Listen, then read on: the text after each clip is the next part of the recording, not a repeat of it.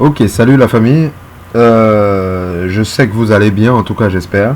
Je souhaite, vraiment, je crois même que vous allez bien, d'accord. Voilà. On va parler de quelque chose parce qu'il y a un élément qui est en train de foutre le dawa en ce moment. Donc il est comme un Goliath, hein, parce que l'église est, voilà, l'église naturellement, on est en train d'attendre des David là, d'accord, qui vont sortir pour mettre le Covid-19 à l'amende, porter des résurrections et autres. Mais je veux parler de la peur, d'accord. Je vais parler un peu de la peur. Je veux t'encourager, hein, vraiment. Comme peut-être concernant la peur, ce que je vais te présenter aujourd'hui, peut-être tu l'as jamais entendu, d'accord. Peut-être tu l'as jamais entendu. Pour ça, on va ouvrir la parole. Parce que je sais que probablement, c'est normal, hein, voilà, on s'encourage. Le Seigneur lui-même va nous encourager dans les Écritures. Voilà, n'ayez pas peur, n'ayez pas peur, n'ayez pas peur.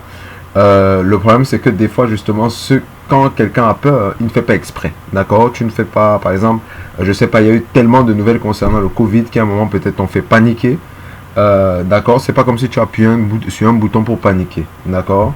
On va voir quelque chose. On va voir les Écritures. Quelque chose, peut-être, tu n'as jamais remarqué, hein. Voilà, ça peut être nouveau. Ce n'est presque pas souvent présenté dans les églises. C'est présenté, mais il y a quelque chose que nous devons prendre là-dedans. Marc 14, verset 33 à 34. Il est écrit: il prit avec lui Pierre, Jacques et Jean, et il commença à éprouver de la frayeur et des angoisses. On est en train de parler de Jésus, hein. Au verset 34, il leur dit: mon âme est triste jusqu'à la mort, restez ici éveillés. D'accord. Donc, retiens bien au verset 33, on dit que Jésus a éprouvé de la frayeur. Écoute, Jésus savait tout, hein. Voilà, il connaissait, voilà, les souffrances par lesquelles il devait passer, toutes ces choses-là. Mais au moment d'expérimenter la chose, c'était pas évident, d'accord. Donc il y a des situations, c'est pas, il y a des moments, on n'est pas fait pareil. On n'a pas le même, il y a des choses, par exemple, voilà, une personne X va paniquer sur telle chose, une personne Y ne va pas paniquer, une personne Y va paniquer sur une autre chose, la personne X ne va pas paniquer, d'accord. Donc je viens déjà te faire comprendre que voilà, tu n'es pas anormal, parce que des fois, il peut avoir un message qui va sortir à partir du moment où peut-être quelqu'un est en train de vivre la peur au niveau de son âme. On peut même vivre un complexe, hein, voilà, on peut, voilà, parce que voilà, il y a des fois des choses qui sont présentées, on peut avoir l'impression que non, tu vis la chose, Jésus a éprouvé, d'accord. Maintenant la différence, et c'est ce que Jésus justement veut que tu fasses, le Seigneur veut que tu fasses, parce que quand c'est comme ça, qu'est-ce que Dieu fait?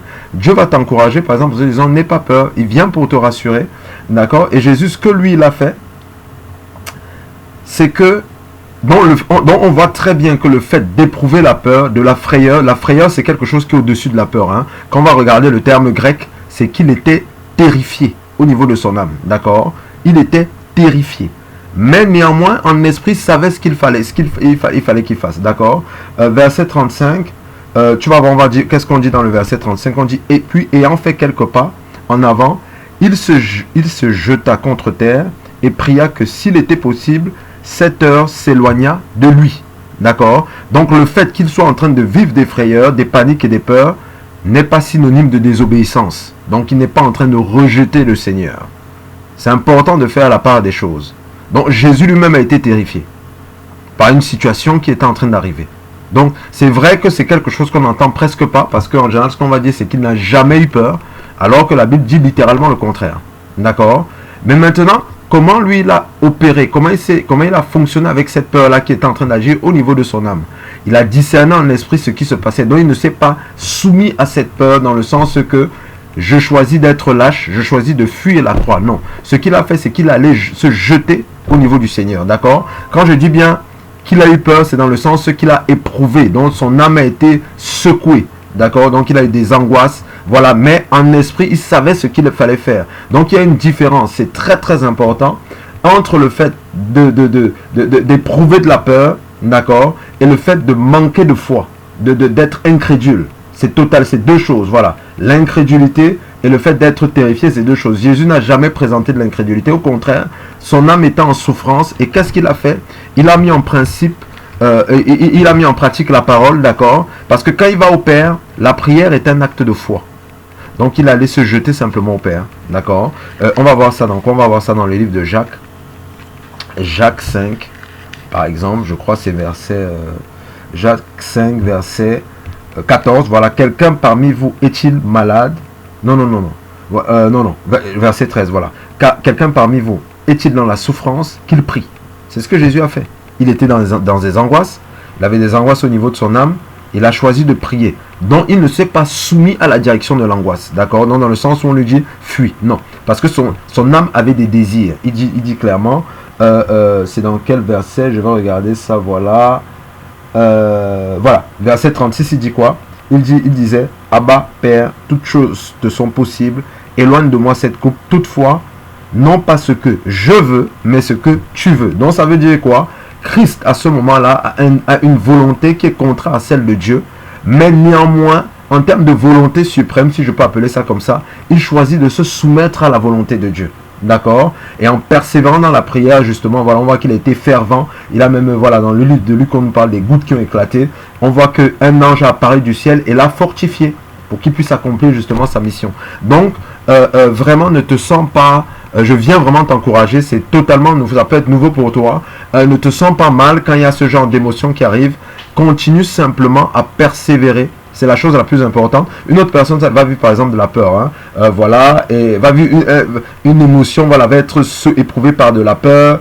Au lieu de prier, par exemple, ça va dire non, continue à marcher. Et en marchant, Dieu va se charger de fortifier la personne. Ça, c'est la responsabilité de Dieu maintenant. Le plus important, il y a une différence entre voilà, le fait de ressentir.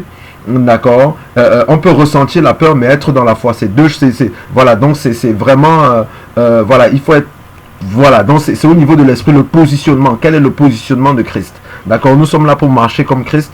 Donc vraiment, je t'encourage, sois dans la paix. C'est justement une opportunité pour toi justement de grandir dans le courage, d'accord? Parce que Christ a fait preuve de courage, même s'il avait la sensation de peur, il a manifesté le courage. Donc il a démontré qu'il dominait sur la peur. Je prends un exemple, je te laisse avec cet exemple-là. Admettons, tu as peur d'aller ouvrir une souris, tu vis une porte par exemple, tu as peur, tu vis la peur d'aller ouvrir la porte. Tu trembles, mais tu vas ouvrir la porte. Tu te lèves pour ouvrir la porte. En fait, quand tu es en train de marcher, c'est avec ça que je vais te laisser, tu es en train de démontrer que tu domines sur la peur. Donc la peur t'attaque, mais tu domines sur elle. Et ce qui se passe, c'est quoi? C'est qu'avant de connaître le Seigneur, en général, nous avons confondu, c'est-à-dire, nous nous sommes identifiés à cette chose-là. Donc si je ressens la peur, ça veut dire que je suis peureux. Non, le peureux, c'est celui qui va fuir. Si on regarde la chose, si on essaie de voir, il va être lâche, il va se barrer. Voilà, ou bien dans certaines définitions, on va dire c'est celui qui pratique la peur. Bien peureux, c'est celui qui est lâche. Donc lâche, c'est celui qui abandonne et qui va en arrière. Christ n'a pas abandonné. Toi, tu n'es pas en train d'abandonner le Seigneur. Je rajoute même un autre exemple. C'est comme un bébé qui est dans les bras de ses parents. D'accord. Si on vient, il est dans les bras de ses parents. Si quelqu'un vient, par exemple, claquer des mains derrière, il peut paniquer. Ça ne veut pas dire qu'il n'est pas en communion avec son père. C'est très important de faire la part des choses. Parce que des fois, ça peut jeter des accusations. Des filets d'accusation au niveau des enfants de Dieu, alors que, écoutez, c'est un principe, les enfants de Dieu sont tout le temps en croissance. Paul lui-même disait dans les Écritures, crainte au dedans, lutte au dehors. Voilà, donc je parle bien de Paul, hein. Crainte au dedans, lutte au dehors, et des fois il faisait comprendre qu'ils avaient besoin de se positionner par rapport à la foi en la résurrection. Parce que voilà, donc vraiment, je vous encourage à aller lire les Écritures, faites des Google. Si je vous ai donné des exemples, voilà, vous voulez les versets de la Bible, ça va vous faire un petit peu chercher. Allez, je te dis à la prochaine. Ciao, ciao, porte-toi bien. Bye bye.